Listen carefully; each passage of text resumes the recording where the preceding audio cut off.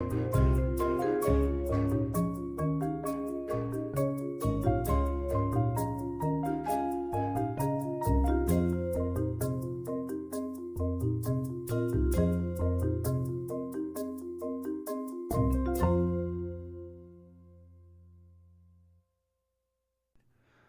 Mueller time. Well, who would have thought on March the 25th, after all this time, 600 and some days, that we would be discussing Robert Mueller's probe finally ending. Nobody ever thought this day would come. I swear I didn't. I thought they were going to drag it on until 2020, and it was if it lasted until 2020, you could define it then as a successful coup, because then it would have shifted the election, two separate elections. It almost knocked over 2016, and by that point, you could argue that it might dismantle President Trump's 2020 election campaign. You could certainly argue that, because this time, running in 2020, he's going to come up against a lot more stiff, personable opponents, to say the least. Hillary Rodham Clinton was not a political opponent. The woman was stiff. It was like talking to a piece of cardboard, or having a piece of cardboard stand in front of the microphone and try to personally ingratiate herself to the crowd. It's just not going to happen. The lady has no personality. The charisma of a carrot. It was embarrassing to watch her try to smile and wave to the crowd. But now President Trump has people like Beto O'Rourke, the fake Mexican, Kamala Harris, whose family owned slaves in Jamaica. I think her family owned like 4 different slave plantations with a couple hundred African slaves on each of them, or between all 4 of them. So she's our human rights activist, our civil rights, the future reincarnation of Martin Luther King. And then you have, even though Alexandria Ocasio-Cortez is not running, but she is their Plato and Aristotle with boobs and an estrogen overload. Who else is there? Elizabeth Warren, how chief, me heap big squaw for Neverland Party.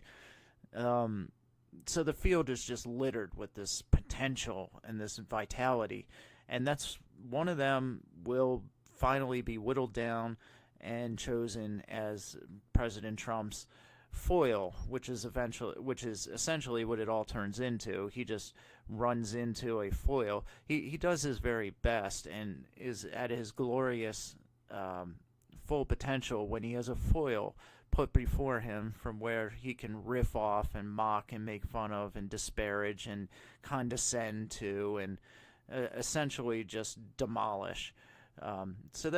But there's no denying that going into 2020, especially if the Mueller probe had still been in effect, that it would definitely make things a lot more complex for Trump, especially with somebody like, considering how stupid the overwhelming majority of Democrat voters are. They buy into this virtue signaling, moral, grandiose, self-righteous vision that people like Beto O'Rourke and Kamala Harris and Elizabeth Warren just project across the nation, like with all the depth, moral depth and intellectual erudition of a hologram. But people buy it up. They really do, and that's the sad part. So if Trump was to run against somebody like Beto, who is trying to be a Mexican and lays around tanning booths trying to affect a Mexican hue, if he was to run against somebody like that while simultaneously still having the Mueller report or probe still drumming in the backgrounds, the war drums, drowning out any positive aspects of his presidency, like the ongoing peace talks with North Korea, removing America from the very bad Iranian nuclear deal, etc., the booming economy, all that kind of stuff. But if you still have the Mueller report drumming in the backgrounds, it tends to drown out the positive aspects. That's why I say it's good and it's great for President Trump that it's ended now before 2020 could really be fully brought to its brought to the forefront of the national attention, even though we're living in a time now where presidential races, and if there's not a presidential race going on, then it's the midterm again. We're just going from midterm to race to midterm to presidential race in just an endless cycle, like the cycle of life in The Lion King or something like that. It just seems like it's not going to end at this point. And then if we're not talking about the midterm, then Ruth Bader Ginsburg's going to die, and there's going to be a new Supreme Court nominee that we're all going to fight over, and the Democrats are going to. I'm very interested to see what kind of accusations they dredge up against the new nominee once Ruth Bader Ginsburg departs this mortal coil, shall we say. They did their very best with Kavanaugh, as we all remember, with the sexual accusations that had no credibility, no corroboration, no nothing. So they're going to have to try a new tactic, that's for sure.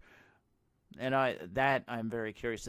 But the point being that we seem to be stuck in an internal outrage machine where politics is basically the poor man's version of Hollywood, the ugly man's version of Hollywood. And so we've made celebrities out of all these politicians. That's why people like Beto O'Rourke, who are running for president, they have essentially, they don't have a voter base, they have a fan base. You know, nobody follows Beto O'Rourke for his policies. Most people have no clue what his policies are, besides the fact that he says stupid things like, I want to break down all the walls. But beyond that, nobody knows what Beto O'Rourke stands for. He did say the other day, I think it was, I don't know who asked him the question, probably obviously a pro-lifer, but they asked him what he thought about third trimester abortions, and he said, I trust the woman, which is the stupidest, most brain-dead answer you can possibly give. What kind of answer is that? I trust the woman. You don't know the woman. How do you that's just as dumb as saying, like, just believe all survivors. It means nothing. It's an emotional response.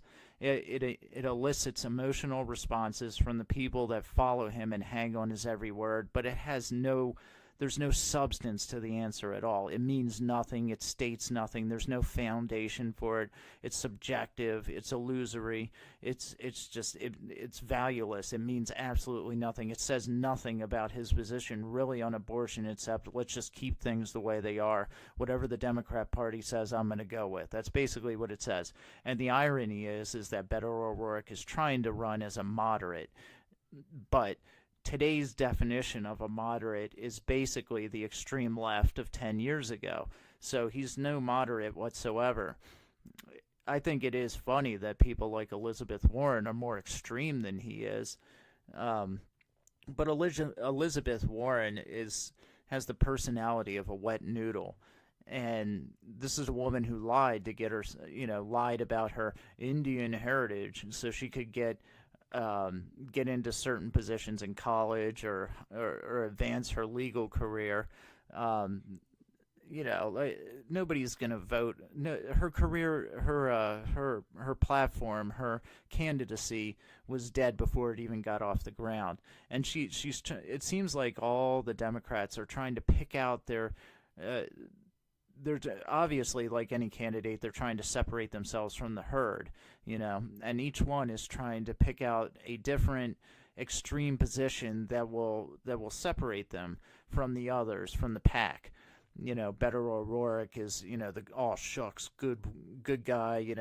He's whiter than both my butt cheeks. That my butt has seen more sun than Beto O'Rourke. He has fairer skin. And but yet he calls himself Beto, like he's Mexican, so it's this deceptive way to really ingratiate himself with the Hispanic minority population in America, and also, of course, the illegal immigrants, which he's trying to sucker in. And then Elizabeth Warren, who was spouting off some nonsense about how the Electoral College should be abolished, or was that Kamala Harris, whatever. One of them was talking about abolishing the Electoral College. And then this is another final death blow for me with Matt Walsh. I've been listening to him a lot, but less and less do I like anything he has to say. he came out on his podcast and was talking about how the Electoral College, how I live in Maryland and my vote doesn't mean anything. Yeah, if you're going to talk crap like that, at least know what it is of which you speak, Matt. Okay? The Electoral College is not only there to give states to keep us from being a pure democracy, but it also enhances the value of the states. It's what keeps the states sovereign, which is how this country was supposed to have been set. That's how it was set up and the way it's supposed to be, and it's becoming less and less so as time goes on. So you should know a little bit about what you're talking about before you just whine and moan about the fact that Maryland happens to be a blue state. I live in Pennsylvania. It's a blue state too, but you don't hear me crying about it. I go and do my duty and I vote. Wah, wah. Okay. But anyway, let's get to the real heart and meat of this whole thing, which is the Mueller report, obviously. And so it came as a surprise to absolutely no one that Mueller turned in this report and there was zero evidence of Russian collusion in it. Big shock there. I believe the charges against Jerome Corsi in regards to WikiLeaks and everything have been dropped. He's not going to be actually formally indicted. So I think the charges against him have been dropped. I'm very interested to see whether they actually pursue the charges against Roger Stone. The man is 66, going on 70 years old, and potentially could spend the rest of his life in prison if convicted of the charges of lying under oath and misleading a federal officer, I suppose. I think there were 7 charges against him. So I want to see those dropped as well. But there's been irreparable damage done to the career and reputation of General Flynn. Paul Manafort was scum to begin with, but does he deserve to spend all that time in... Well, actually, I don't think Manafort is getting that much time in prison, maybe 2-3 years. But the only reason he's getting any time off is because he became a stooge for Robert Mueller.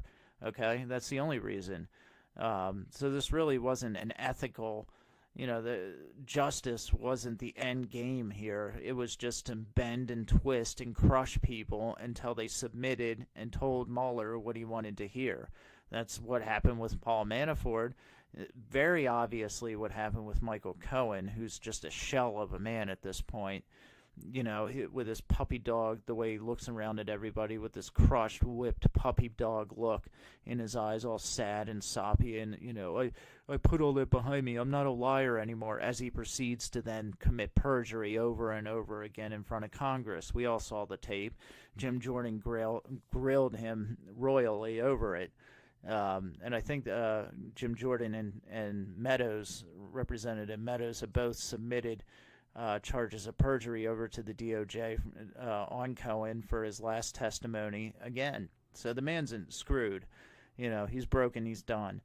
But this is all the result of the Mueller probe. So when we look back on all this, you have to really ask yourself, number one, the question to ask yourself is, what should the consequences be for the men who knew that there was no collusion, and yet they peddled this lie intentionally in the media for years, for these past 2 years, intentionally lying and smearing the Trump, not only just the Trump campaign and Donald Trump himself, but his entire family.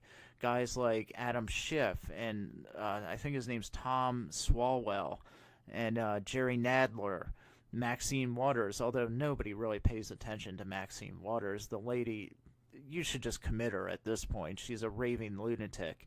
But these people, Nancy Pelosi as well is another one, Chuck Schumer, okay, these people knowingly, they knew, especially Adam Schiff, who is in a position on, I think, the Intel Committee, or he's on some of the investigative committees in Congress. He knows, he's privy to this information, to the incoming information regarding the probe. He may not have had direct access to what Mueller had in front of him and witness testimony, etc., but Adam Schiff and Nadler and Swalwell, these men knew a good deal more than the public did. And even we, out in the public, had substantial evidence enough to very much doubt the collusion narrative. And yet they peddled outright lies, knowing that there was no real evidence for collusion. There are quotes you could go through entire lists of quotes throughout the media of Nadler, Schiff, and especially Swalwell, and especially Schiff. All these quotes just saying, we know, we have seen direct evidence. Every day we're gaining more direct evidence of collusion. We have it. It's there. It's undeniable. It's a fact. You know, they never, it was unequivocal as far as they were concerned. None of them doubted or showed any sign of doubt in regards to collusion. They all strongly stated that they knew there was collusion.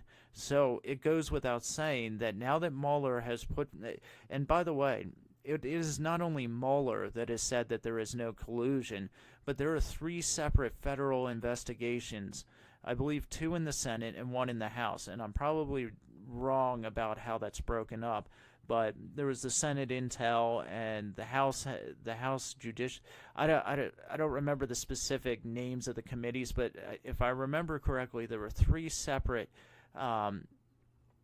investigations done between the Senate and the House that also found no collusion whatsoever. So we're talking about 4 serious, intense investigations that have come up with nothing. And yet you still have some Democrats out there who are trying to peddle the nonsense, refusing to give up on it. And what's more, this is how desperate they are. After the collusion has been completely just shattered, the myth is out there now as a myth. Okay, the mask has been taken off. There's no hiding from the fact anymore. It's irrefutable at this point. And yet they still cling to it, clinging to these little morsels of a possibility, just hoping there's enough deluded sheep out there, enough stupid people that will still listen to the crap that they peddle and vote for them when their term comes up. Okay? What they're holding on to now with all the desperation of a drowning man is the concept of obstruction, which obstruction, in the case of the Mueller probe, would be a process crime. And I say at this point, let it be a freaking wash. It's over. It's done. Forget about obstruction, okay? There would never have been obstruction, even if there was, which to me it looks like it's a very gray area. Mueller himself said that there was not enough evidence to indict Trump for obstruction, but that at the same time, the circumstances and the evidence surrounding it was gray enough to where it does not fully exonerate Trump either. This is William Barr's summary of Mueller's report, the letter he wrote to Congress. This is what he stated, that there was no collusion, no evidence whatsoever of collusion. And by the way, it was not. The Democrats are all up in arms saying that William Barr is Trump's friend, and so one of Trump's men. So this was the fact that this is Barr's summary of Mueller's report means you cannot trust it. But what they're forgetting there is that Rod Rosenstein also read the report with William Barr, and he agrees with Barr's summary. He does not dissent. There's no dissent from Rod Rosenstein over this summary, at least, and none that we can see. According to the summary, the letter, this is the conclusion that Barr and Rod Rosenstein arrived at from reading Robert Mueller's report. Okay, and Rod Rosenstein is a man that the Democrats defended and championed for years, okay, before William Barr, first Whitaker took over as acting attorney general, and then William Barr was formally put into the position. But prior to that, Rod Rosenstein, as acting attorney general, was the only man that actually oversaw Robert Mueller's investigation, and he was very hands-off in the overseeing of it, and that's why the Democrats were huge fans of Rod Rosenstein. There's been since many accusations leveled against Rosenstein himself. I won't go into any of that, but the point being, the Democrats are very conveniently overlooking the fact that Rod Rosenstein read the report with William Barr and concluded the same as Barr, that there was no collusion and that the case for obstruction is murky at best. Okay? So they're being deceptive by just saying that this is William Barr's summary, and that he's Trump's friend and trying to do Trump a solid by not admitting what I suppose they're saying, that he just doesn't want to admit what's actually in the report, or he's twisting it for Trump's political gain. Again, not acknowledging that Rod Rosenstein, a man who they champion and have championed and been a huge fan of for a long time, also read the report and has concluded just the same as William Barr. Okay, these are the tiny slices of deception that they like to sneak in there that just tweak the narrative just a little bit so as to deceive their followers and people who maybe don't think outside the box and who just believe everything that Adam Schiff or Tom Swalwell decides to spout off. You have to think outside the box on these things. So where are we with it at this point? Well, at this point, the Mueller report has kind of taken off as a legend unto itself. Robert Mueller, the same, a man who never spoke to the press during the actual probe, and so he's kind of a mythological figure at this point, a mythological figure who will potentially be subpoenaed to appear before Congress and give an account of his actual report. The irony there is that up to this point, Robert Mueller, up until the point of his report, Robert Mueller was the Democrats' messiah. He was their savior. He was the man that was going to come in and conquer Trump and set up a Democrat paradise here on earth. But now he's failed them. He couldn't get the job done. He couldn't get Jerome Corsi and Roger Stone to sing and not only sing but compose elegant lies that would be effective in getting rid of Trump. He couldn't do it. So now they're going to bring him in they're going to subpoena him, bring him in front of Congress and grill him and essentially brand him as ineffective. That's his true crime here, is that he's ineffective to the Democrats. And there is no greater sin in the Democrat Party than being ineffective. They value nothing more and nothing less out of a human being than that human being's effectiveness for the cause. They stick together like a wolf pack, and they only eat the weak. That's it. Besides that, they will defend each other to the death. They could be molesting babies and they would still defend each other. But if you're weak and ineffective, they will eat you. And Robert Mueller is about to find that out because he committed the unforgivable sin in the Democrat Party, and that's being ineffective. But anyway, you can still have some fun with it. There's no denying that this is vindication for Trump. I don't care what the Democrats try to say about obstruction. In public, politically speaking, in the public narrative, this was the nail in the coffin for the Democrats. This is vindication for Donald Trump. There is no denying that, okay? Collusion was the main thrust of Robert Mueller's probe, okay? That's what he was sent out to find, and he didn't find it. That is key. And that is what is going to play in 2020. They can launch as many investigations, Adam Schiff or whoever, Nadler, Nancy Pelosi, they can launch as many investigations as they want, but the public will not be behind them because the public is tired of this. And if Robert Mueller, who himself said in his report that Barr and Whitaker and Rosenstein were very hands-off in regards to his investigation, that he was unhampered, unencumbered by anyone, and was free to investigate as he chose wherever he saw the bunny trails lead him. If he could not come up with it, with collusion that is, then nobody else can. There's a lot of things you can say about Robert Mueller, but his abilities as a prosecutor, as an investigative prosecutor, are undeniable, I think. He was the head of the FBI. The man knows what he's doing. If he cannot find collusion or cannot drum it up, it will not be there.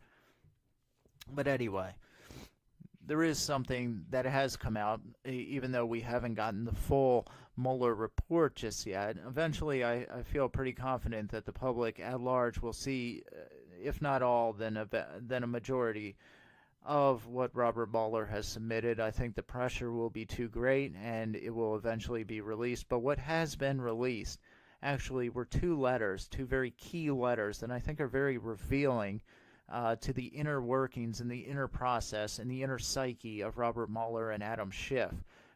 two emails going back and forth between the men, one from Robert Mueller and one from Adam Schiff in reply to Mueller's email.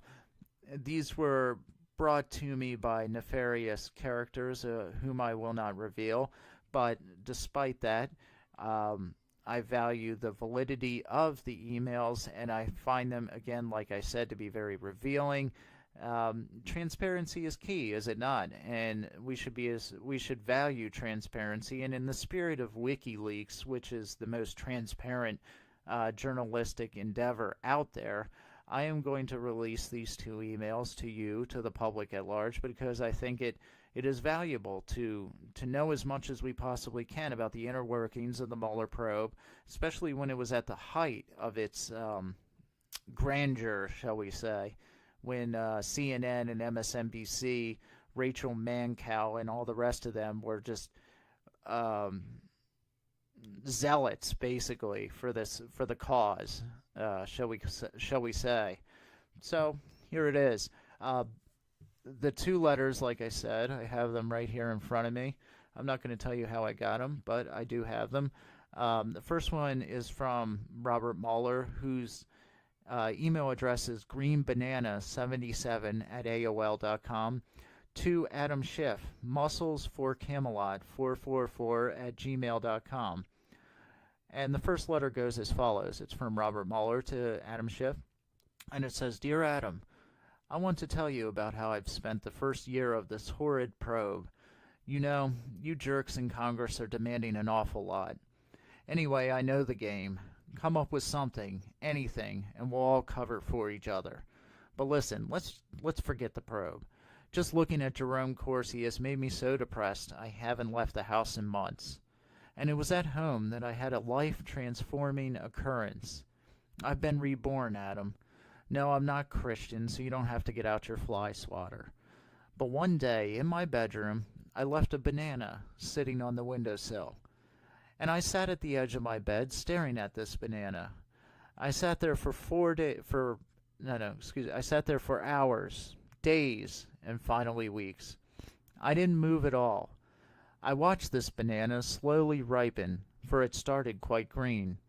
Slowly the sun turned it from green to a bright yellow. I could tell it was ripe and ready to eat, but still I didn't move. My Mexican maid came and went, tried to get me to change out of my soiled pajamas, fed me right there daily, but I never moved. I was becoming one with the banana, Adam. I was becoming one with the banana. I saw how this green banana was slowly changed, ripened, reborn by the intense solar rays of the sun, and I realized we were all just bananas.